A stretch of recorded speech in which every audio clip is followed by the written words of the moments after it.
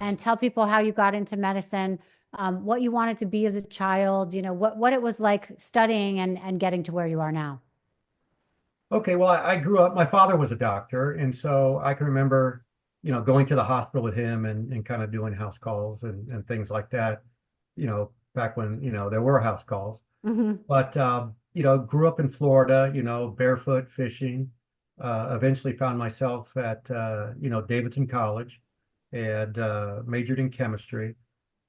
But Davidson is part of the kind of the Duke system. The Duke brothers actually gave money to Davidson as well as Duke University. So then I went to Duke University Medical School, and there I kind of fell in love with surgery. Hmm. I remember doing my medicine rotation and taking care of medicine patients. But kind of once when you have diabetes, you have diabetes, and when you have high blood pressure, you have high blood pressure. But then on my first day of surgery, there was a young teenager, 13, 14, who was pretty sick with appendicitis, at 6 in the morning. And I got to see him, and then he had his appendix out. And the next time I saw him was about 8 o'clock that night as I was getting ready to go home.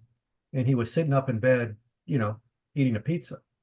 And I became enamored with separating the disease from the body, Hmm. not managing it, but making it go away. And so then I ended up, my initial study was going to be transplant because I like transplant surgery. I went to University of California, San Francisco, where I did general surgery. And due to a quirk of nature, I had to fill in for a plastic surgeon for a couple months. And it changed my life. And I became, a plastic surgeon, went to University of Miami. Um, uh, I went to Duke on a Navy scholarship, ended up in the Navy. It Wow. had kind of had a thriving plastic and reconstructive practice, uh, really until a couple of weeks ago when I kind of gave up surgery to do regenerative medicine full time. Hmm. And, probably the biggest impact on my life is my youngest child is autistic. And it's been a lifelong journey trying to get him to be able to fit in society. Um, and he did. And I think stem cells was the leading cause of this. And that's Wow. what kind of changed my life. Unbelievable story. Okay, so let's talk about stem cells. It's interesting. I have a almost 13-year-old.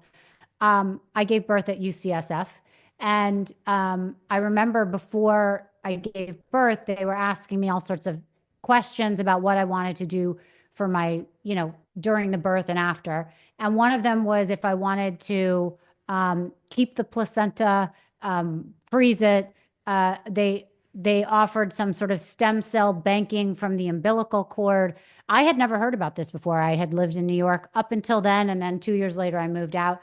And not a lot of women that I know that did not give birth in San Francisco even had ever heard of that. So that was the first time I ever, was that was brought into my life, and it was confusing to me, and I didn't really understand it. And now, when I hear of stem cells, I it makes me think of anti-aging. I hear tons of people going to different countries to get different stem cell things that maybe are not legal here yet. So I think there's a lot of misconception and questions around stem cells and what they are and what they really do, and if it's a placebo effect thing or if it's a real thing. So can you kind of walk us through what are stem cells and what is the point of them? Okay, well, the first thing is, I guess there's two main types of stem cells. I like to say embryonic stem cells or fetal stem cells. Their job is to make a baby. And then there's adult stem cells, and their job is to heal. And that you would think that in an umbilical cord, there'd be embryonic stem cells, but there's not. There's adult stem cells. And that's because halfway through the second trimester, the baby's already formed. It's Hmm. just growing. And so it was a long time coming, but we knew there was something different about young animals and young humans that they just heal better. Hmm. And so it was discovered that we have these things in our body called adult stem cells. They hang out in the bone marrow, they hang out in the peripheral fat, they're in dental pulp, they're in menstrual blood, they're all sorts of places, but they have the ability to seek out inflammation, seek out damaged cells, and heal them. So Hmm. they have this incredible healing capacity. And fortunately, the umbilical cord is full of them. I mean, it's like chicken soup for healing. Oh, wow. And so, uh, it's just making the news now, but umbilical cord blood and its stem cells have been used in medicine for 60 years. Mm, There's 80 different diseases that it's the primary treatment for. wow. So the reason they ask women if they want to bank their stem cells is because you don't know if your baby's going to get leukemia. You don't know if your baby's going to get cancer. You don't know if your baby is going to have a stroke or hypoxic injury. But all these things are now treated with those cells. It's Hmm, I think it'll be the biggest discovery since antibiotics. wow. Uh, in the umbilical cord blood, there it's like chicken soup for healing. There's 5 different stem cells that affect the brain, stem cells that affect the heart, stem cells that affect the gut, stem cells that affect the skin and cartilage. And all these are now starting to be recognized, and it can really uh, impact on your health. And the interesting thing is, if I may interrupt, is that they don't necessarily become engrafted, but they show your body how to heal itself. Hmm, wow. So how long can these things be banked, so to speak? Does that mean frozen, by the way? That means frozen. Okay. How long will That's a they good, last? that's a good question.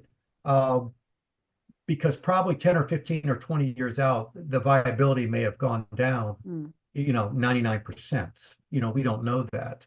And that's because the new banking techniques, the new preserving techniques, the new processing techniques, you're getting much more viability than you were. And hmm. so I would assume about a 10% loss per year. So now if you have missed the boat on banking your baby's umbilical cord, stem cells, whatever, can you use someone else's? How does that work? Or do they make synthetic versions of this that replicate what they are? No, it's actually a great product, and that's because these stem cells are so new, they don't have the genetic markers on their cell surface that determine self. So they're almost like generic cells. Anybody can get them. And so there's the more they work in your body, the more they start to express self, and then they're cleared.